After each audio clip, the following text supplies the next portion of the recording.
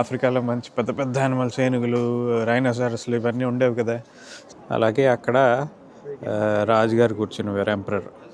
Cappuccino, americano, espresso, macchiato. ఇది Julius Caesar temple అండి. తెలుగుని ఇటాలియన్ భాషలో మాట్లాడితే ఎలాగుంటుందో తెలుసా? ఒకటి నా జేబు కొట్టేయడానికి ట్రై చేశాడు.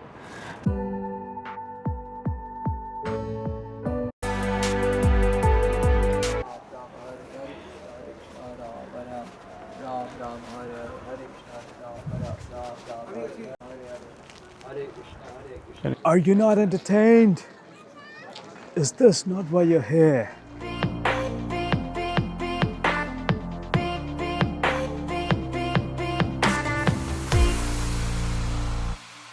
హలో. మనం ఇవాళ కొత్త దేశంలో ఉన్నాం.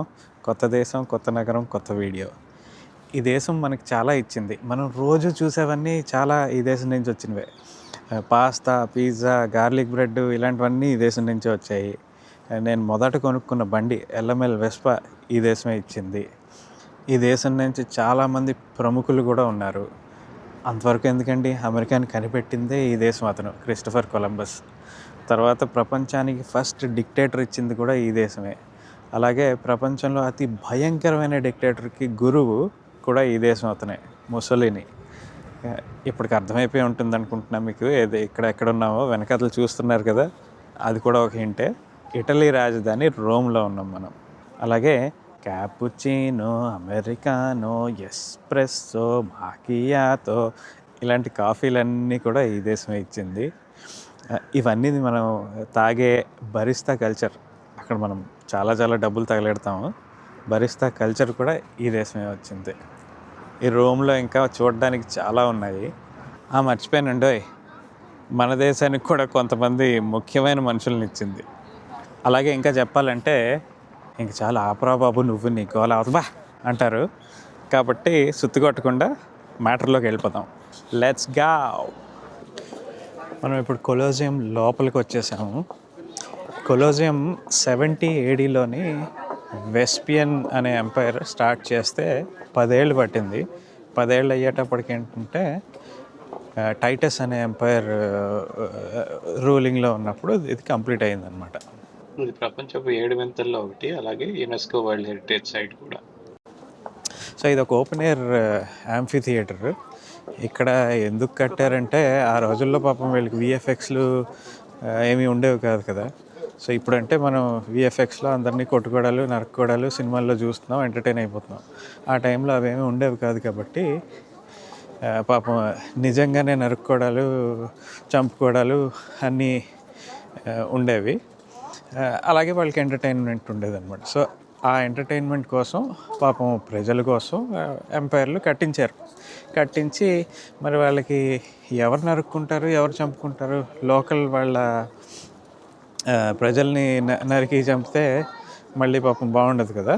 సో అందుకే ఏంటంటే వీళ్ళు ఎక్కడికో వెళ్ళి, పాపం రోమన్ల పని ఏంటి, ఎప్పుడు కూడా ఎక్కడికో అక్కడ దగ్గరికి వెళ్ళి వాళ్ళని, ఆ రాజ్యాన్ని ఆక్రమించడం అదే కదా. సో ఇప్పుడు ఆఫ్రికావో ఎక్కడికో వెళ్తారు, అక్కడేమో మంచి వార్ జరుగుతుంది, గెలిచి అక్కడి నుంచి స్లేవ్స్ని పట్టుకొచ్చి ఇక్కడ గ్లాడియేటర్ల కింద ఫైటింగ్లు చేయమనేవారు. అలాగే అక్కడి నుంచి యానిమల్స్ని కూడా పట్టుకొచ్చేవారు, పెద్ద పెద్దవి. ఇక్కడ చలి కొంచెం ఎక్కువ కాబట్టి లోకల్ యానిమల్స్ ఏమి ఉండేవి కాదు. ఆఫ్రికాలో మంచి పెద్ద పెద్ద యానిమల్స్, ఏనుగులు, రైనోసారస్లు ఇవన్నీ ఉండేవి కదా. సో అవన్నీ తీసుకొచ్చి వాటితో పాటు వీళ్ళని ఫైట్ చేసేమనేవారు అనమాట. సో ప్రజలందరికీ సూపర్ డూపర్ ఎంటర్టైన్మెంట్. కొలోజియం బేసిక్గా అందుకు కట్టారు. చాలా పెద్దది ఇది. లోపల దాదాపుగా 50,000 మంది దీంట్లో పడతారట. అలాగే 3-4 లెవెల్స్ ఉన్నాయి. మీకు పైకి వెళ్ళి అన్నీ ఎక్స్ప్లెయిన్ చేస్తాను ఎక్కడ ఏంటి అనేది. కానీ చాలా బాగుంది, చూసి ఎంజాయ్ చేయండి. ఇది ఒరిజినల్ ఫుల్ ఫ్లెడ్జ్డ్ మోడల్ అండి. ఇప్పుడు చాలా వరకు విరిగిపోయి పడిపోయింది, కానీ ఒరిజినల్గా అయితే ఇలా ఉండేది, ఓవల్ షేప్డ్ అరీనా మధ్యలో.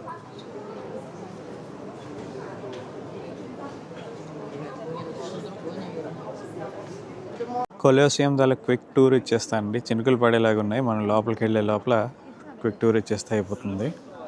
అక్కడ ఉంది చూసారా ఆ వైట్ మార్బుల్స్, అవన్నీ అక్కడన్నీ విఐపీలు అందరూ కూర్చునేవారు.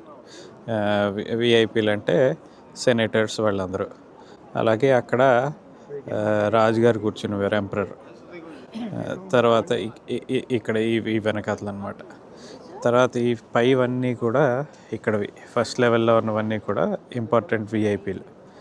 నెక్స్ట్ లెవెల్లో ఉన్నది కామన్ సిటిజన్స్ అనమాట. ఆ పైన స్లేవ్స్ అని అన్ఇంపార్టెంట్ వాళ్ళందరూ కూర్చునేవారు. ఈ కింద చూస్తే ఇప్పుడు మీకు అక్కడ కనిపిస్తున్నవన్నీ ఏంటంటే అండర్ గ్రౌండ్వి. అవి యాక్చువల్లీ దానిపైన ఒక లేయర్ ఆఫ్ బేస్ ఉండేది, అది అరీనా అనమాట. అక్కడ అన్నీ అయ్యేవి. అదంతా ఇప్పుడు విరిగిపోయింది కాబట్టి డైరెక్ట్గా అండర్ గ్రౌండ్ ఒకటి కనిపిస్తుంది అది మీకు. సో పైన అన్నీ అయ్యేవి, ఆ లోపల అండర్ గ్రౌండ్లోని ఈ స్లేవ్స్ని వాళ్ళని తర్వాత జంతువుల్ని అన్నిటినీ ఉంచి లోపలికి ఆ లోపల నుంచి అలా బయటికి పంపించేవారు అనమాట. Are you not entertained? Is this not why you're here? Are you not entertained? Is this not why you are here?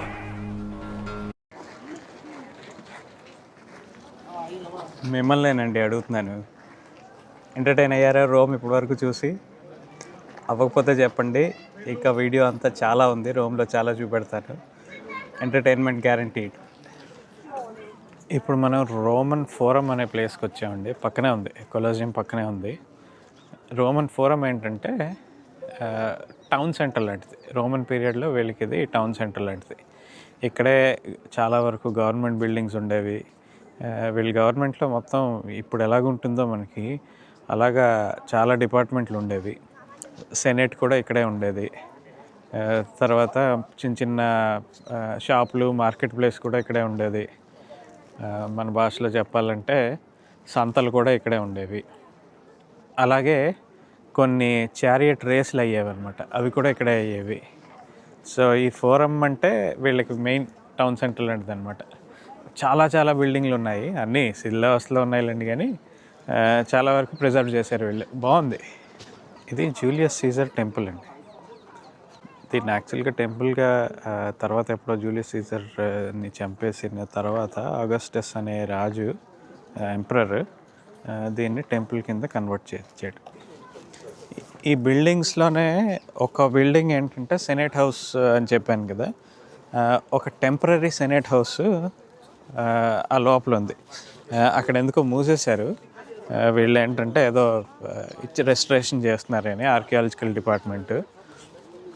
So అక్కడ జూలియస్ సీజర్ని పొడి చేశారనమాట. మీకు హిస్టరీ కొంచెం తెలిస్తే ఏంటంటే జూలియస్ సీజర్ని పొడి చంపేశారు. సో జూలియస్ సీజర్ని చంపేసిన తర్వాత ఇంకా సపోర్టర్స్ పాపం చాలామంది ఉండేవారు.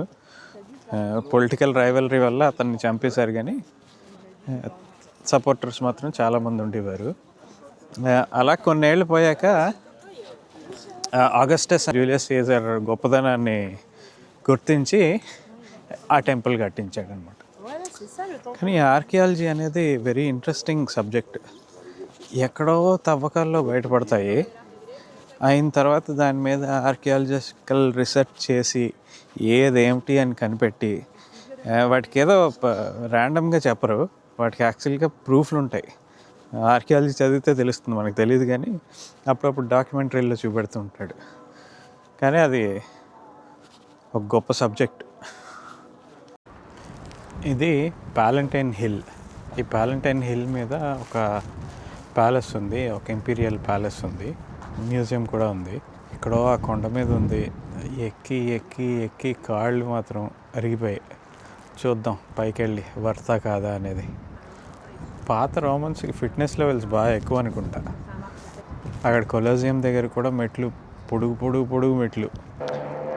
కొండ మీద ప్యాలెస్ ఏమో కానీ రూయిన్స్లో ఉన్నాయి. వ్యూస్ మాత్రం అద్భుతంగా ఉన్నాయి. సో అట్లీస్ట్ ఎక్కి అలసిపోయి వచ్చినందుకు ఈ city views, Rome city views మాత్రం బాగున్నాయి. తెలుగుని ఇటాలియన్ భాషలో మాట్లాడితే ఎలాగుంటుందో తెలుసా? ఈ కొండ మీదకి వచ్చాను, ఇక్కడ చాలా గాలియో ఉన్నది, ఆ గాలియో వల్ల నా జ్యూతియో అంతా చెరిగిపోతున్నది. ఏం బాగాలేదా? సారీ. కొండ దిగుతున్నప్పుడు కూడా కాళ్ళు నొప్పి పెడతాయని ఇప్పుడు తెలుసుకున్నాను.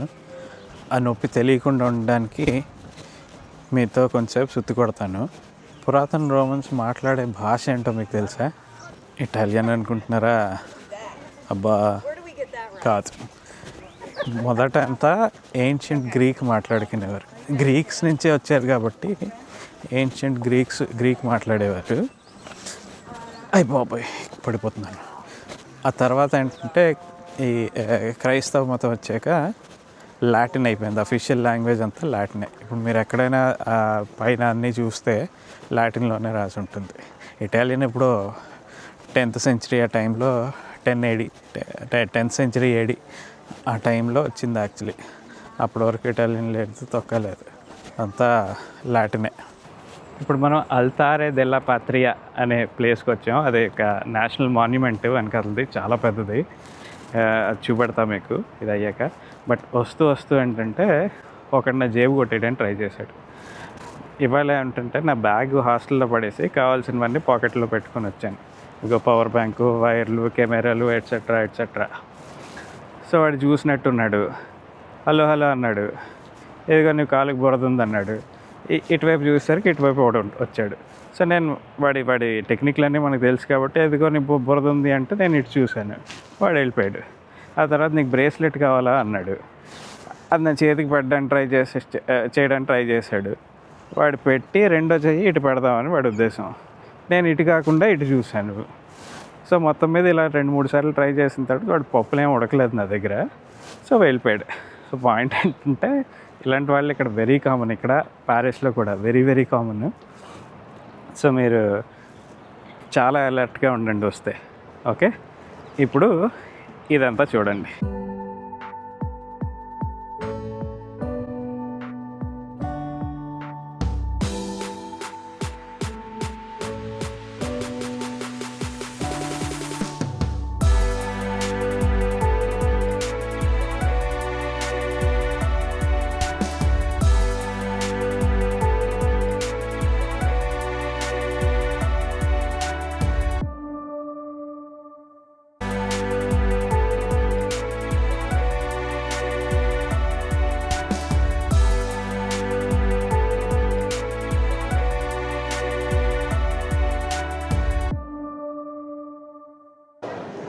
రోమ్లో ఈ కాఫీ షాపే స్టార్ బక్స్ని ఇన్స్పైర్ చేసింది.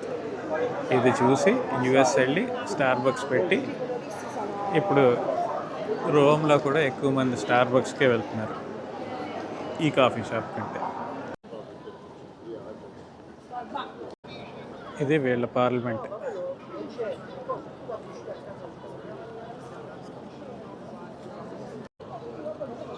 వీళ్ళ పార్లమెంట్కి సెక్యూరిటీ మన దాంతో కంపేర్ చేస్తే అసలు నథింగ్. వీళ్ళు పార్లమెంట్ బిల్డింగ్కి ఎదురుగా ఉన్న ఈ పిల్లర్ ఎప్పుడో ఈజిప్ట్ నుంచి తెచ్చారట. ఇప్పటి వరకు పాపం ఉంచుకున్నారు. ఈ బిల్డింగ్ చూసి పెద్దది భలే ఉంది, ఇదేదో పురాతనమైన బిల్డింగ్ అనుకున్నాను. తీరా చూస్తే లోపలేమో మోడర్న్ షాపింగ్ మాల్ ఉంది. నాకు షాపింగ్కి చాలా దూరం కాబట్టి నేను వెళ్ళట్లేదు. ఇది చూడండి, ఇదేమో ట్రెవి ఫౌంటైన్. రోమ్లో కల్లా మోస్ట్ ఫేమస్ ఫౌంటైన్ ఇది. ఇందాల నుంచి మీకు చాలా ఫౌంటైన్స్ చూపెట్టాను కదా. రోమ్లో ఏంటంటే నిండా సిటీలో ఎక్కడ పడితే అక్కడ ఫౌంటైన్స్ ఉన్నాయి. ఫౌంటైన్స్ నుంచి వచ్చిన నీళ్లు కూడా తాగొచ్చు అన్నమాట. అవన్నీ రెగ్యులర్గా, అవన్నీ మంచినీళ్ళు రెగ్యులర్గా దాని క్వాలిటీ కూడా చెక్ చేస్తూ ఉంటారు. సో ఈ ఫౌంటైన్ కూడా ఆ నెట్వర్క్లోదే. సో నీళ్ళు కూడా బాగా తాగొచ్చు అనమాట మనం. అండ్ అక్కడ చూడండి లోపల కాయిన్స్ ఉన్నాయి, మీకు కనిపిస్తున్నాయో లేదో. సో ఇక్కడ వీళ్ళ నమ్మకం ఏంటంటే వెనక్కి తిరిగి కాయిన్ వెనక్కి వేస్తే నీళ్ళల్లోకి ఏదైనా కోరుకొని ఆ కోరిక నెరవేరుతుంది. అండ్ నెరవేరాక ఆటోమేటిక్గా మీరు మళ్ళీ ఇక్కడికి వస్తారు అని వీళ్ళ నమ్మకం అన్నమాట.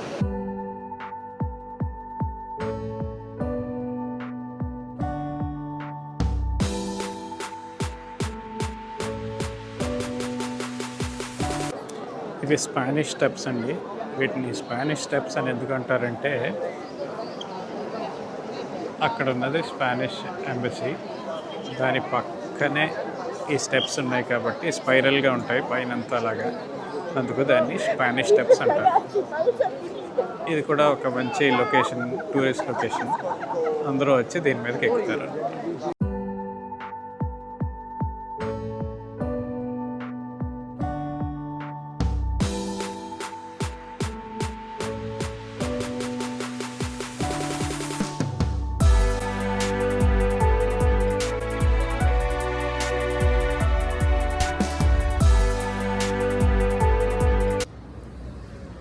రోమ్లో మన భారతదేశ ఫుడ్ కావాలి అని శరవణ భవన్కి వచ్చాను. శరవణ భవన్తో ఒక ఇదేంటంటే, నేను ఇప్పటివరకు 11 దేశాల్లో శరవణ భవన్లో తిన్నాను. ఇది యాక్చువల్లీ ఇది 11వది అవుతుంది. 10 తిన్నాను, ఇది 11వది. నేను ప్రతి దేశంలోనే శరవణ భవన్లో తినాలి అనేది నా కోరిక అనమాట. అదేదో శరవణ భవన్ అంటే ఫుడ్ కోసం కాదు, వీళ్ళు ఏంటంటే ఫస్ట్ వెజిటేరియన్ ఫుడ్ బయట పెట్టింది వీళ్ళే. అందుకు ఈ బ్రాండ్ అంటే నాకు కొంచెం మమకారం అనమాట. ఓకే, లోపలికి వెళ్ళి చూద్దాం ఏమున్నాయో, ఏం తినాలో ఏంటో. లోపలికి వచ్చామండి. బాగుంది, యాంబియన్స్ అది బాగుంది. ప్యారిస్లోని అక్కడ చెత్తలాగా ఉంది, కానీ రోమ్లోనైతే చాలా బాగుంది. చూద్దాం ఫుడ్ ఎలాగ ఉంటుందో. ఫస్ట్ ఐటమ్ వచ్చిందండి స్టాండర్డ్ మినీ ఘీ ఇడ్లీ సాంబార్. తిని చూద్దాం ఎలాగుందో.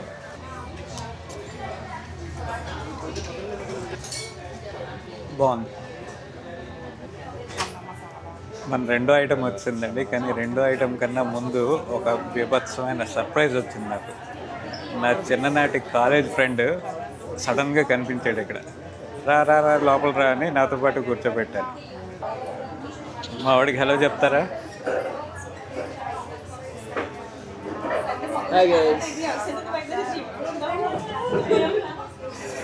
అది సో ఇంక వీడియో ఆపేసి మా వాడితో నేను మాట్లాడుకుంటాను. బట్ ప్రస్తుతానికైతే నా దోస్త్ చూడండి. తిని చూద్దామా ఎలా ఉందో.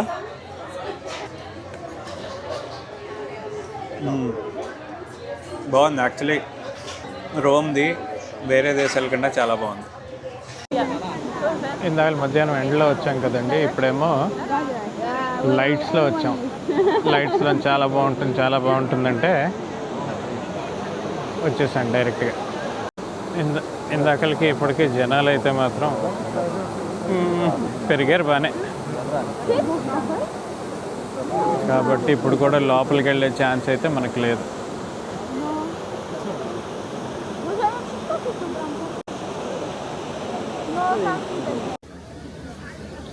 ఇంట్రడక్షన్లో చెప్పిన వాటిలో ఒకటి మర్చిపోయాను, జిలాటో కూడా ఇటాలియన్ వాళ్ళే ఇచ్చారు.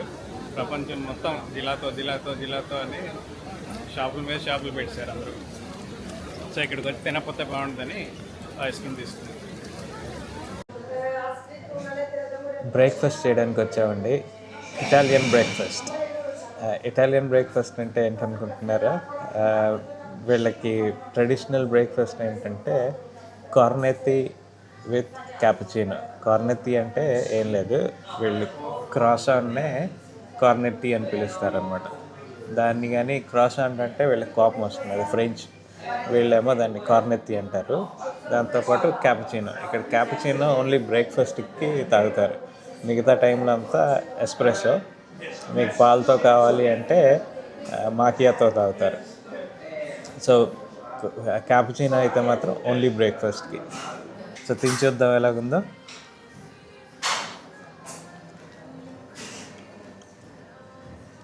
బాగా తీయగా ఉంది. క్యాపుచినో మంచి అందంగా ఉంది. క్యాపుచినో టేస్ట్ చేద్దాం.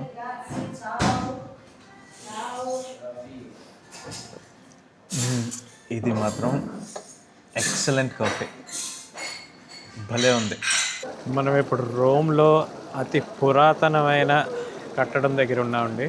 నా వెనకాతలు కనిపిస్తున్నది పాంథియాన్. పాంథియాన్ ఏంటంటే BC 27 BCలో కట్టారు. పాంథియాన్ అంటే పాన్ అంటే అన్ని, థియాన్ అంటే దేవుళ్ళు.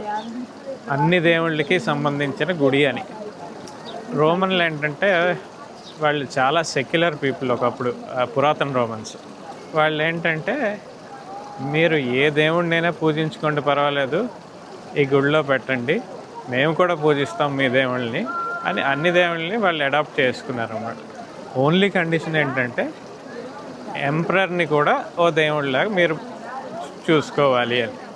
యాజ్ లాంగ్ యాజ్ ఆ ఒక కండిషన్ సాటిస్ఫై అయితే ఏ దేవుడిని అయినా సరే ఇక్కడ పెట్టుకోవచ్చు, మేము కూడా ఫాలో అయిపోతాం అదే దేవుడిని అనేవారు అనమాట. సో అలా ఉన్నప్పుడు తర్వాత ఏంటంటే క్రైస్తవ మతం వచ్చింది. అక్కడ కాన్ఫ్లిక్ట్ వచ్చింది. క్రైస్తవ మతం ఏమిటంటే వేరే దేవుళ్ళని మా దేవుళ్ళుగా మేము చూడము అని అనేవారు. సో అక్కడ కాన్ఫ్లిక్ట్ వచ్చింది. సో గొడవలు అయ్యాయి. గొడవలు అయిన తర్వాత ఫైనల్గా క్రైస్తవ మతం టేక్ ఓవర్ చేసేసింది. అప్పుడేంటంటే దీంట్లో లోపల ఉన్న పురాతన దేవుళ్ళన్నిటినీ, దేవుడి బొమ్మలు కానీ లేదా స్కల్ప్చర్స్ కానీ వాటన్నిటినీ క్రైస్తవ స్కల్ప్చర్స్, క్రైస్తవ బొమ్మలతో మార్చేశారనమాట. అప్పటి నుంచి ఇదొక చర్చ్ లాగా అయిపోయింది. ఈ కన్స్ట్రక్షన్కి వచ్చేసరికి ఇదొక మ్యాథమెటికల్ జీనియస్ అనమాట. ఎందుకు అంటే అది ఎక్స్ప్లెయిన్ చేయడానికి చాలా టైం పడుతుంది. మీకు ఎవరికైనా ఇంట్రెస్ట్ ఉంటే కామెంట్స్లో అడగండి, నేను చెప్తాను. మ్యాథమెటికల్గా ఇట్స్ సిమెట్రికల్ అనమాట. అండ్ లోపల ఒక డోమ్ ఉంటుంది. డోమ్ పైన ఆక్యులస్ అని ఓపెన్ ఏరియా ఉంటుంది. దాంట్లోంచి ఎండ పడుతుంది, దాని ఎండ రిఫ్లెక్షన్ వస్తుంది, వర్షం కూడా అక్కడే పడుతుంది. అండ్ స్ట్రాంగ్గా ఉండడానికి ఏంటంటే పైన రాతి కట్టడం ఉంది, కిందంతా మార్బుల్ ఉంది అందంగా కనిపించడానికి. సో దీంట్లో చాలా చాలా విషయాలు ఆర్కిటెక్చరల్లీ సిగ్నిఫికెంట్గా ఉన్నాయన్నమాట. అలాగే బయట చూసారంటే మీరు ప్రాపర్ బ్రిక్ కనిపిస్తుంది. ఇదేంటంటే అప్పుడు ఎలాగైతే కట్టారో అలాగే ఉంచారనమాట. రెనోవేషన్ చేసినా సరే ఆల్మోస్ట్ అలాగే రెనోవేట్ చేశారు. సో అది పాంథియాన్. మంచి వెజిటేరియన్ రెస్టారెంట్ దొరికింది. ఠక్మని వచ్చేసాను. దీని పేరేమో బడీ వెజ్జీ రెస్టారెంట్. మెనూలో బోల్డ్ వెజ్ ఆప్షన్స్ చూసేసరికి ఆనందం ఆపుకోలేకపోయాను. ఫస్ట్ అయితే ఈ జ్యూస్ ఆర్డర్ ఇచ్చాను, పైనాపిల్, లైమ్ అండ్ జింజర్. అప్పప్ప భలే ఉంది. ఫస్ట్ ఆర్డర్ వచ్చేసింది. ఇది బ్రుషెత్తా విత్ టోఫు. చాలా వెరైటీగా అనిపించింది. సో బ్రుషెత్తా ఏంటి, టోఫు ఏంటి అని, సరే ఏదేదో బాగుంది కదా అని ఆర్డర్ ఇచ్చాను. చూద్దాం.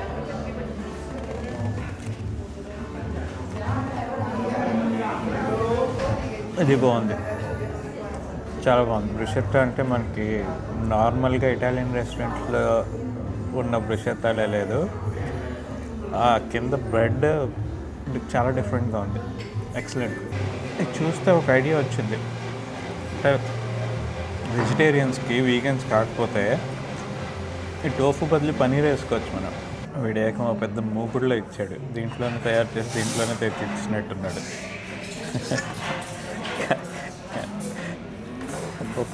వేడివేడిగా బాగుంది. చూద్దాం టేస్ట్ ఎలా ఉంటుందో. ఒకసారి పాస్ చేస్తా, ఎందుకంటే ఇంత వేడిగానే తినలేను, కొంచెం చల్లారాలి. ఉఫ్ కొన్ని టైం వేస్ట్ చేసే బదులు పాస్.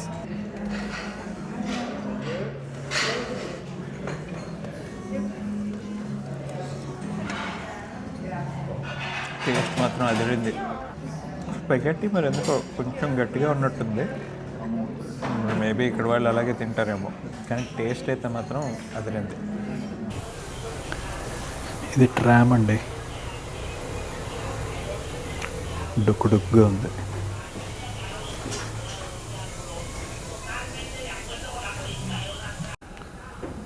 ఓకే, డొక్కు ట్రామ్లో ఎక్కడికి వెళ్తున్నాను అనుకుంటున్నారా? వెయిట్ చేయని చెప్పేస్తాను. ఇది టూరిస్టీ రూమ్ కాకుండా నార్మల్ రెసిడెన్షియల్ రూమ్ అనుకుంటా. ఏదో మన భారతదేశంలో ఊర్లాగే ఉంది. అది కూడా కొంచెం టౌన్ లాంటిది. సిటీలు దీనికన్నా ఇంకా చాలా బాగుంటాయి. డొక్కుగా ఉంది.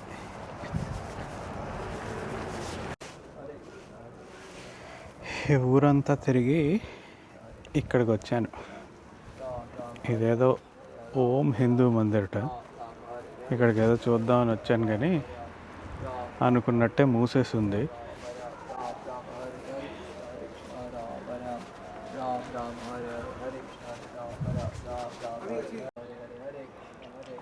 కానీ ఇక్కడ ఎవరో పాపం ముందు కూర్చొని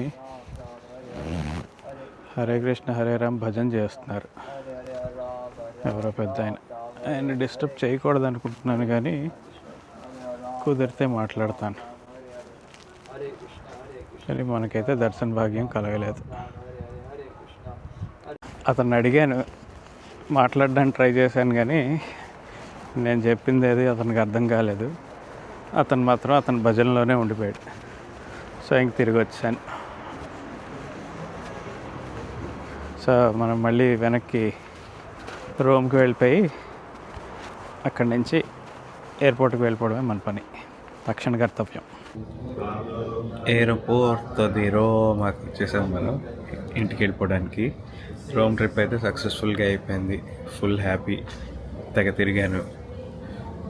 ఇందాకలా హిందూ మందిర్ గురించి చెప్పాను కదా, మూసేసింది.